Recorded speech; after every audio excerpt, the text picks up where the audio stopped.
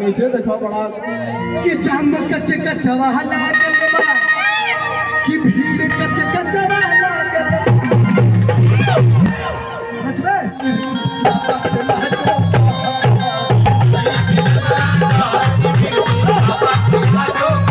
जब वो लड़का के कहने की माई के नमवा कह सुमरती पापा के लाडो कहता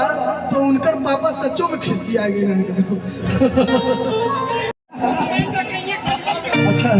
कि बापू बकहिया खींचता कि बापू बकहिया